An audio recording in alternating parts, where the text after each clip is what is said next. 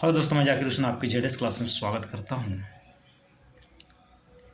हम पढ़ने वाले हैं एनसीईआरटी हिस्ट्री में क्लास 8 का चैप्टर 9, जिसमें बताया गया कि महिलाएं, जाति, समाज एवं सुधार कैसे किया गया महिलाओं के अंतर्गत।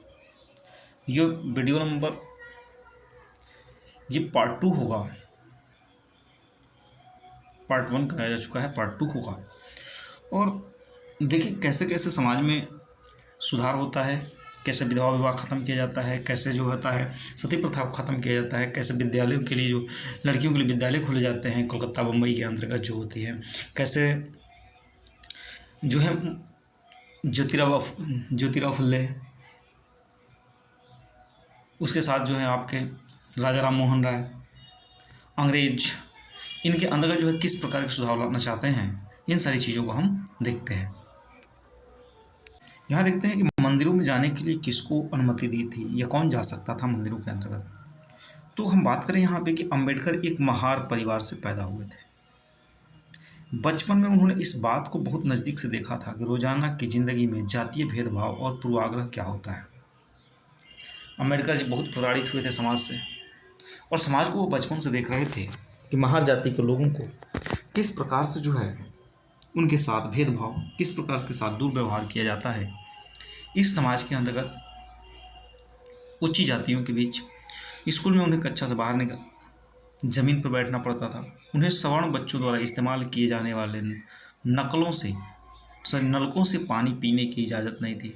यदि जो कुआं, जो तालाब, जो नल सवर्ण यूज कर रहे हैं, उस नल से, उस कुएं से, उस तालाब से ये महार जाति के लोग जो है पानी नहीं पी सकते थे।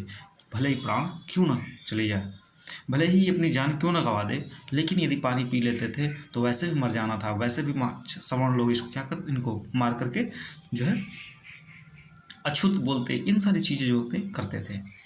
सोचिए हमारी समाज कैसी थी। न इसका वर्णन किसी वेद में, किसी पुराण में, किसी कांड में कहीं नहीं है, फिर भी लोग हमारी समाज जो थी ऐसे हुआ करता था। और बोलते हैं लोग कि हमारी जो दुनिया थी वो बहुत ही श्रेष्ठ थी। स्कूल की पढ़ाई पूरी करने के बाद उन्होंने उच्च अध्ययन के लिए अमेरिका जाने हेतु फेलोशिप मिल गई थी। 1919 में भारत लौटने पर उन्होंने समकालीन समाज में उच्च जातीय सत्ता का काफ़ी लिखा। उच्च जातीय, जब 1919 में वो भारत लौटते हैं तो उच्च जातीय सत्ता के बारे में बहुत कुछ लिखते हैं। बात है यहाँ पे सन 1927 में अम्बेडकर ने मंदिर में प्रवेश आंदोलन शुरू किया। 1927 आती है जब, तो अम्बेडकर जी क्या करते हैं कि मंदिरों में प्रवेश के लिए क्या करते हैं, आंदोलन शुरू कर देते हैं, जिससे महार जाति के लोगों को बड़ी संख्या में हिस्सा लिया। ब्राह्मण पुजारी इस बात पर आग बबूला हुए कि दलित भी मंदिर में जलाशय का पानी इस्तेमाल कर रहे हैं। ब्राह्मणों को अब बुरा लगने लगा, क्योंकि जो है अम्बेडकर जी पढ़ करके आते हैं, वहाँ से विदेश से पढ़ करके आते हैं, और पढ़ करके आते हैं तो बहुत सारी चीज़ें जान चुके हैं, कहाँ क्या कैसे हैं। तो इन सारी चीज़ों को लेकर के अम्बेडकर जी क्या करते हैं, अपने समुदाय के लोगों को लेकर के मंदिर में प्रवेश करने के लिए आंदोलन शुरू करते हैं। जब आंदोलन शुरू करते हैं तो ब्राह्मण पुजारियों को इसके बाद क्या होती है, बहुत बुरा लगता है। और बुरा लगता है, वो आग बबूले हो जाते हैं। वह सोचते हैं कि अब जलाशय का पानी जो है ये महार जाति के लोग भी मंदिरों में चढ़ाएंगे। 1987 से 1935 के बीच अम्बेडकर ने मंदिरों में प्रवेश के लिए ऐसे 3 आंदोलन चलाए, और वह पूरे देश को दिखाना चाहते थे कि समाज में जातीय पूर्वाग्रहों की जकड़ कितनी मजबूत है। बात करते हैं गैर ब्राह्मण आंदोलन। देखिए गैर ब्राह्मण आंदोलन क्या है। तो 20वीं शताब्दी चल रही है, और 20वीं शताब्दी के अंतर्गत प्रारंभ में गैर ब्राह्मण आंदोलन शुरू हुआ। यह प्रयास उन गैर ब्राह्मण जातियों का था जिन्हें शिक्षा, धन और प्रभाव हासिल हो चुका था। उनका तर्क था कि ब्राह्मण को उत्तर से आए उन आर्य आक्रमणकारियों के वंशज हैं जिन्होंने यहाँ के मूल निवासियों को, देसी द्रविड़ नस्लों को हराकर दक्षिणी भूभाग पर विजय हासिल की थी। उन्होंने सत्ता पर ब्राह्मणवादी दावे को चुनौती दी। मतलब गैर ब्राह्मणवादी आंदोलन क्या हुआ कि जो ब्राह्मण नहीं थे उन सभी लोगों को इकट्ठा किया, और उन लोगों के बीच बताया गया कि ये जो है ये आर्य हैं जो उत्तर मध्य भारत से आए हुए हैं, और यहाँ पर हमारे ऊपर आकर के इन लोगों ने कब्जा कर लिया है, जिससे हमें इनको क्या करना चाहिए, खदेड़ देना चाहिए। ठीक है, लेकिन ये ऐसा व्यवहार जो है हमारे साथ ये लोग खुद कर रहे हैं। पेरियार के नाम से प्रसिद्ध ईवी रामास्वामी नायकर एक मध्यवर्गीय परिवार में पले बड़े थे और इन्होंने प्रारंभिक जीवन में सन्यासी थे और वे संस्कृत शास्त्रों का गंभीरता से अध्ययन किया था। बाद में वे कांग्रेस के सदस्य बने। कौन? रम्मा स्वामी, वी रम्मा स्वामी नायकर बाद में क्या बनते हैं? कांग्रेस के सदस्य बन जाते हैं, परंतु उन्होंने राष्ट्रवादियों द्वारा आयोजित की गई दावत में देखा, जब ये कांग्रेस के सदस्य बन जाते हैं तो वहाँ बैठने के लिए जातियों के हिसाब से अलग अलग इंतजाम किया हुआ है, तो उन्होंने हताश होकर पार्टी भी छोड़ दी। कौन? E.R. रामास्वामी। इन्होंने क्या देखा कि जब कांग्रेस की सदस्यता को ज्वाइन करते हैं तो वहाँ पर भी क्या होती है, भेदभाव को देखा जाता है। भेदभाव उच्च जाति, नीच जाति, निम्न वर्ग की जातियों के हिसाब से कुर्सी लगी हुई है, तो उनको क्या किया जाता है, वह पार्टी को छोड़ देते हैं। इस दावत पे उन्होंने निम्न जातियों और जातियों के लिए अलग अलग बैठने का इंतजाम किया गया था। पेरियार की समझ में आ चुका था कि अछूतों को अपने स्वाभिमान के लिए खुद लड़ना होगा। वो सोचे कि नहीं नहीं, ये हमारे लिए कोई नहीं लड़ेगा, बल्कि हमें खुद आवाज़ उठानी चाहिए, हमें खुद आंदोलन करना चाहिए। इसी बात को ध्यान में रखते हुए उन्होंने स्वाभिमान आंदोलन शुरू किया। कौन? E.R. रामास्वामी। उनका कहना था कि मूल तमिल और द्रविड़ संस्कृति का असली वाहक अछूत ही है, क्योंकि यह यहाँ के ही मूल निवासी हैं, जिन्हें ब्राह्मणों ने अपने अधीन कर लिया है। साथ ही साथ उनको यह भी मानना था कि सभी धार्मिक नेता और मुखिया सामाजिक विभाजनों और समानताओं को ईश्वर प्रदत्त मानते हैं, इसलिए सामाजिक समानता के लिए सभी धर्मों से अछूतों को खुद मुक्ति पानी चाहिए। बात करते हैं यहाँ पे पेरियार। पेरियार हिंदू वेद पुराण के कट्टर आलोचक थे। पेरियार जो थे हिंदू वेद पुराणों क्या थे? आलोचक थे, कट्टर थे, उसकी आलोचना करते थे, उसमें कमियां निकाल लिया करते थे कि क्या क्या कमियां हैं, क्या नहीं होनी चाहिए। खासतौर से उन्हें मनु द्वारा रचित संहिता, भगवद गीता और रामायण के कटु आलोचक थे। वह रामायण और भागवत के क्या थे? आलोचक थे। उनका कहना था कि ब्राह्मणों ने निचली जातियों पर अपनी सत्ता तथा महिलाओं पर पुरुषों का प्रभुत्व स्थापित करने के लिए इन पुस्तकों का सहारा लिया। किसका? मनुस्मृति का। ये दलीलें लोगों को सहज रास नहीं आई। निम्न जातीय नेताओं के भाषणों में विचारपूर्ण लेखन और आंदोलनों से उच्च जातीय राष्ट्रवादी नेताओं के बीच कुछ आत्ममंथन एवं आत्म आलोचनात्मक प्रक्रिया शुरू हो गई थी। परंतु रूढ़वादी हिंदू समाज ने भी उत्तर भारत में सनातन धर्म सभाओं तथा भारत धर्म महामंडल और बंगाल में ब्राह्मण सभा जैसे संगठनों के जरिए इन रुझानों का सख्ती से विरोध किया। संगठन का मकसद क्या था? कि हिंदू धर्म में जातीय उच्च नीच की हो महत्व दिया जाता है, उस पर कोई आँच ना आए। वे साबित करना चाहते थे कि बात को धार्मिक ग्रंथों में ही मान्यता मिली हुई है और औपनिवेशिक काल के बाद जाति के सवाल पर बहस और संघर्ष चलते रहे। अब देखते हैं सुधारों के लिए संगठित होना। पहला हमारा क्या है? ब्रह्म समाज। ब्रह्म समाज की स्थापना कब हुई? देखिए एक क्वेश्चन जो है बहुत महत्वपूर्ण है। ब्रह्म समाज की स्थापना हुई 1830 में की गई। ये संस्था सभी प्रकार की किस पर बल देती थी? इसका मेन मोटो क्या था? मूर्ति पूजा और बलि के विरुद्ध थी। और इसके अनुयायी जो थे किस में विश्वास करते थे? उपनिषद में विश्वास रखते थे। उसके बाद अन्य धार्मिक प्रथाओं एवं परंपराओं की आलोचना करने का अधिकार भी नहीं था। ब्रह्म समाज में विभिन्न धर्मों के आदर्शों, खासतौर से हिंदुत्व और ईसाई धर्म के विचारों की आलोचना व्याख्या करते हुए उन्होंने नकारात्मक और पहलुओं पर प्रकाश डाला। आगे देखते हैं डोरियजी एवं यंग बंगाल, डेरोजियो एवं यंग बंगाल के बारे में। यहाँ पे देखते हैं 1820 के अंतर्गत जो है डेरोजियो हिंदू कॉलेज कलकत्ता में अध्यापक थे। कौन? डेरोजियो क्या थे? तो डेरोजियो जो थे वो अध्यापक थे। कहाँ पे? कलकत्ता में। उन्होंने विद्यार्थियों को आमूल प्रवर्तनकारी विचारों से अवगत कराया। डेरोजियो जो थे वो बार बार जो है इनको आमूल जो विचार थे उनसे परिवर्तन के लिए बार बार अवगत कराते थे। तमाम तरह की सत्ता पर खड़ा करने के लिए प्रोत्साहित करते थे। शुरू की गई यंग बंगाल मूवमेंट में उनके विद्यार्थियों ने परंपरा और रीति रिवाज पर उंगली उठाई। इनके द्वारा कौन सी शुरू की गई? यंग बंगाल। आगे देखते हैं रामकृष्ण मिशन क्या है? रामकृष्ण मिशन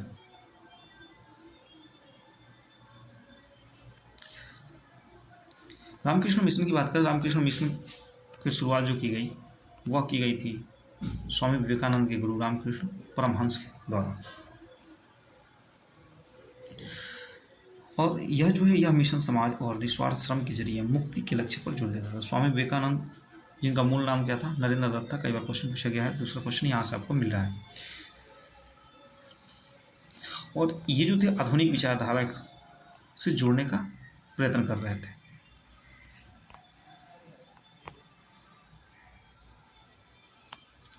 देखिए, जो स्वामी विवेकानंद हैं उन्होंने शिकागो में एक विश्व धर्म सम्मेलन चल रहा था, और उस विश्व धर्म सम्मेलन के अंतर्गत जो है इन्होंने न्यूयॉर्क हेरोल्ड में अपना विवरण दिया कि हमें ऐसे विद्वान राष्ट्र में धर्म प्रचारकों को भेजना कितना मूर्खतापूर्ण है। वास्तव में स्वामी विवेकानंद आधुनिक समय के पहले भारतीय थे जिन्होंने विश्वव्यापी स्तर पर वेदांत दर्शन के आध्यात्मिक गौरव को पुनर्स्थापित किया। लेकिन उद्देश्य केवल धर्म की व्याख्या करना ही नहीं था, देशवासियों की निर्धरता और दुर्दर्शन से अतिशय दुख था, और उसमें क्या लाना था, दृढ़ संकल्प सा, दृढ़ विश्वास के साथ सुधार लाना था।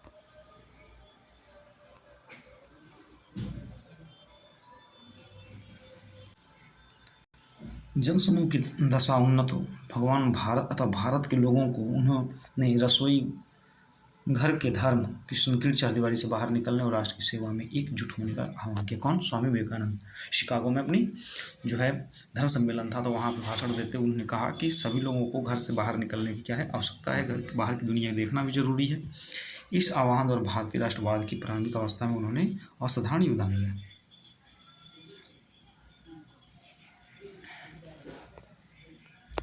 बात करते हैं यहाँ पे प्रार्थना समाज की। प्रार्थना समाज की शुरुआत 1867 में मुंबई में स्थापित प्रार्थना समाज के जातीय बंधनों को खत्म करने के लिए एवं बाल विवाह के उन्मूलन के लिए प्रयास किया गया। कौन? प्रार्थना समाज। प्रार्थना समाज ने क्या किया? तो प्रार्थना समाज ने महिलाओं की शिक्षा को प्रोत्साहित किया और विधवा विवाह पर लगी पाबंदी के खिलाफ आवाज उठाया। और यह धार्मिक बैठकों में हिंदू, बौद्ध और ईसाई ग्रंथों पर विचार विमर्श किया गया। प्रार्थना समाज। कमेंट करके बताएंगे प्रार्थना समाज किसके द्वारा शुरू किया गया था। आते हैं वेद समाज। वेद समाज जो है इसकी शुरुआत जो होती है कहाँ पे होती है? तो चेन्नई में, मद्रास चेन्नई में स्थित 1864 ईस्वी में वेद समाज की स्थापना हुई। ये भी क्वेश्चन है। वेद समाज ब्रह्म समाज से प्रेरित है। वो ब्रह्म समाज से भी राजा राम मोहन राय द्वारा जो शुरू किया गया था ब्रह्म समाज, उससे ये क्या होकर के प्रेरित होते हैं और वहाँ से वेद समाज जो है नाम से अपना संगठन बनाते हैं। और वेद समाज में उन्होंने बताया, क्या बताया कि भेदभाव को समाप्त करना है और विधवा विवाह एवं महिला विवाह को प्रोत्साहित करना है। किसका काम था? वेद समाज का था। अस्तित्व में विश्वास रखते। उन्होंने ऋणवादी, हिंदुवादी के अंधविश्वासों और अनुष्ठानों की सख्त निंदा की। किसने? वेद समाज ने। अब बात आते हैं हम अलीगढ़ आंदोलन की। देखते हैं अलीगढ़ आंदोलन क्या है। अलीगढ़ आंदोलन जो है सर सैयद अहमद खां द्वारा 1875 में अलीगढ़ में खोले गए मोहम्मद एंग्लो ओरिएंटल कॉलेज के बाद ही अलीगढ़ मुस्लिम विश्वविद्यालय के नाम से जाना जाएगा। पहले इसका नाम क्या था? Mohammed Anglo Oriental college. बाद में क्या हुआ? अलीगढ़ मुस्लिम विश्वविद्यालय हो गया। यहाँ मुसलमानों को पश्चिमी विज्ञान के साथ साथ जो है विभिन्न विषय आधुनिक शिक्षा दी जाती थी। अलीगढ़ आंदोलन का शैक्षणिक सुधारों के प्रति गहरा प्रभाव था। तो अलीगढ़ आंदोलन जो है सर सैयद अहमद द्वारा किया गया और 1875 में अलीगढ़ जो है में खोले गए मोहम्मद एंग्लो ओरिएंटल कॉलेज था, जो बाद में अलीगढ़ मुस्लिम विश्वविद्यालय के नाम से जाना गया। उसके बाद आता है सिंह आंदोलन।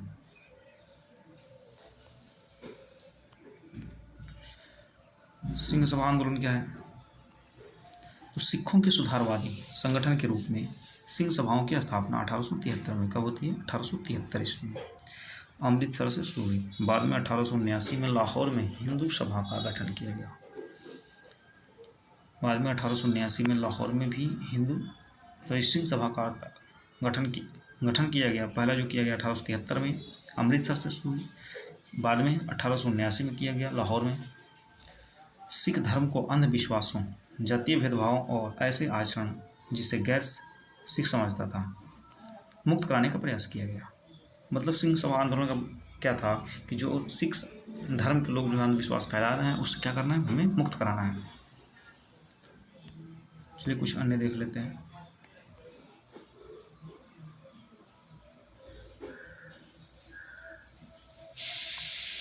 नेत्र में देखते हैं हम काले गुलाम और बगान मालिक के बारे में। अब जान चुके हैं कि काले बगान से क्या तात्पर्य। ज्योतिराव फुले ने अपनी पुस्तक गुलामगिरी में जातीय उत्पीड़न और अमेरिका में प्रचलित दास प्रथा के बीच किस तरह संबंध स्थापित किया, ठीक ना। दासता की यह प्रथा क्या थी। जब 17वीं शताब्दी में यूरोपीय खोजी यात्री और व्यापारी पहली बार अफ्रीका पहुंचे तो उन्होंने गुलामों का व्यापार शुरू कर दिया था। गुलामों का व्यापार शुरू कब किया, जब यूरोपीय व्यापारी जो है अफ्रीका जाते हैं और वहाँ पर गुलामों का व्यापार शुरू करते हैं। वे अफ्रीका के काले लोगों को पकड़ करके अमेरिका ले आते थे और वहाँ के गोरे बागान मालिकों को बेच देते थे। उन्हें कपास और अन्य बागानों में काम करना पड़ता था। किसको, अफ्रीकन को। अफ्रीकन से क्या करते थे वो लोग, यूरोपीय वासी जाते थे और उनको उठा लाते थे और यहाँ पर गुलाम बना करके बेच देते थे। दक्षिण संयुक्त राज्य अमेरिका में स्थित था। बागानों में गुलामों को फटने से लेकर देर रात तक काम करते थे। सही ढंग से काम न करने के नाम पर मालिक उन्हें सजा देते थे और कोड़ों से पीटते थे। इतनी बड़ी यातना दी जाती थी, क्यों, सिर्फ काले होने की वजह से और गुलाम बनाने की वजह से। श्वेत और अश्वेत सभी तरह के बहुत सारे लोगों ने संगठित रूप में इस दास प्रथा का विरोध किया। कुछ गोरे लोगों ने भी विरोध किया, काले लोग तो ऑलरेडी विरोध कर रहे थे। इसी क्रम में उन्होंने 1776 में अमेरिकी क्रांति की भावनाओं का हवाला देते हुए आह्वान किया कि अमेरिकी वासियों, अपने घोषणा पत्र को देखो, क्या तुम्हें अपनी भाषा भी समझ में नहीं आती। गेटिसबर्ग में दिए गए अत्यंत प्रभावपूर्ण भाषण में अब्राहम लिंकन ने कहा था कि जिन्होंने दास प्रथा के खिलाफ संघर्ष किया था। मतलब क्या है कि उसमें बताया गया कि अमेरिका वासियों, तुम लोग क्या करो, खुद देखो तुम लोग किस तरह से हमें प्रताड़ित कर रहे हो। तुम्हारी जो घोषणा पत्र है उस घोषणा पत्र में साफ लिखा हुआ है कि किसी के साथ भेदभाव नहीं किया जाएगा, लेकिन तुम क्या कर रहे हो, खुद कर रहे हो।